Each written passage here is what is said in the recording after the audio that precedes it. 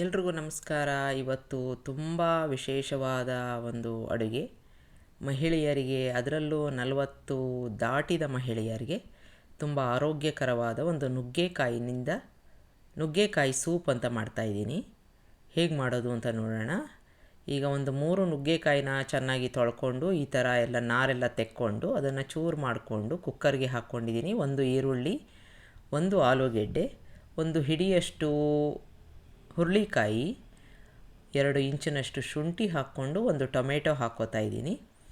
ಸ್ವಲ್ಪ ಇದಕ್ಕೆ ಉಪ್ಪನ್ನು ಹಾಕ್ಕೊಂಡು, ತುಂಬ ಕಡಿಮೆ ಪ್ರಮಾಣದಲ್ಲಿ ಉಪ್ಪು ಹಾಕ್ಕೋತಾ ಇದ್ದೀನಿ. ಒಂಚೂರು ದಾಲ್ಚಿನ್ನಿ, ನೀರು 2 ಗ್ಲಾಸಷ್ಟು ಹಾಕ್ಕೊಂಡು 3 ಸಲ ಕೂಗಿಸ್ಕೋಬೇಕು ಮೀಡಿಯಮ್ ಉರಿನಲ್ಲಿ. ಈಗ ತಣ್ಣಗಾಗಿದೆ, ನೋಡೋಣ. ಈ ಪೂರ್ತಿಯಾಗಿ ತಣ್ಣಗಾದ ಮೇಲೆ ಇದನ್ನು ಮಿಕ್ಸಿ ಜಾರ್ಗೆ ಹಾಕ್ಕೊಂಡು, ಅಂದರೆ ಅದರ ಸಮೇತ ನೀರನ್ನೆಲ್ಲ ಚೆಲ್ಲೋದು ಬೇಡ, ಅದರ ಸಮೇತ ಮಿಕ್ಸಿ ಜಾರ್ಗೆ ಹಾಕ್ಕೊಂಡು ನುಣ್ಣಿಗೆ ರುಬ್ಕೋಬೇಕು. ಮತ್ತೆ ನೀರು ಹಾಕೋ ಅವಶ್ಯಕತೆ ಇಲ್ಲ, ಇರೋ ನೀರೇ ಸಾಕು. ಈಗ ಒಂದು ಜರಡಿ ಹಿಡ್ಕೋತಾ ಇದ್ದೀನಿ. ಅದರಲ್ಲಿ ನಾರೆಲ್ಲ ಮೇಲ್ಗಡೆ ಬಂದ್ಬಿಡುತ್ತೆ. ನೀರಿನ ಒಂದು ರೂಪ ಇದೆಯಲ್ಲ ಅದೆಲ್ಲ ಕೆಳಗಡೆ ಬರುತ್ತೆ. ಈ ರೀತಿಯಾಗಿ ನಾವು ಮತ್ತೆ ಹಾಕ್ಕೊಂಡು ಶೋಧಿಸ್ಕೋಬೇಕು. ನುಗ್ಗೆಕಾಯಿಯಲ್ಲಿ ಸಾಮಾನ್ಯವಾಗಿ ಈ ಥರ ನಾವು ತೆಗಿತೀವಲ್ಲ ನಾರು, ಬೆಂದ ಮೇಲೂ ಆ ಥರ ಎಲ್ಲ ಬಂದ್ಬಿಡುತ್ತೆ. ಈಗ ಸ್ವಲ್ಪ ಗಟ್ಟಿಯಾಗಿದೆ, ನೋಡಿಕೊಂಡು ಎಷ್ಟು ಬೇಕೋ ಅಷ್ಟು ನೀರಾಗಿ ಮಾಡ್ಕೋಬೇಕು.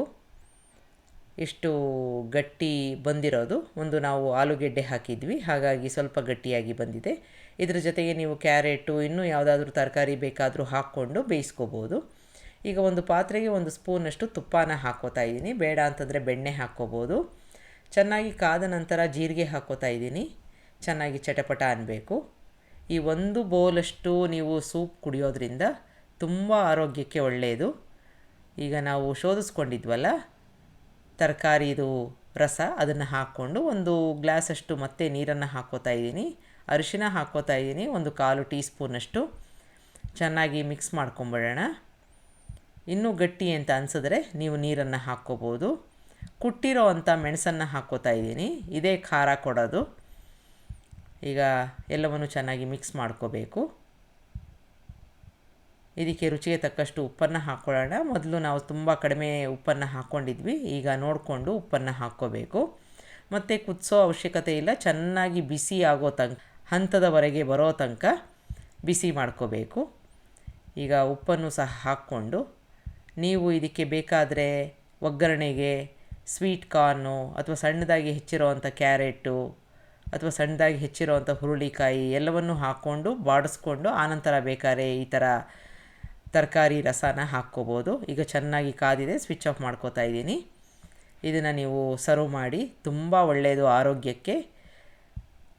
ನಿಮಗೆ ರೆಸಿಪಿ ಇಷ್ಟ ಆದಲ್ಲಿ ಲೈಕ್ ಮಾಡಿ, ಶೇರ್ ಮಾಡಿ, ಕಮೆಂಟ್ ಮಾಡಿ, ನನ್ನ ಚಾನಲ್ಗೆ ಸಬ್ಸ್ಕ್ರೈಬ್ ಮಾಡಿ. ನಮಸ್ಕಾರ.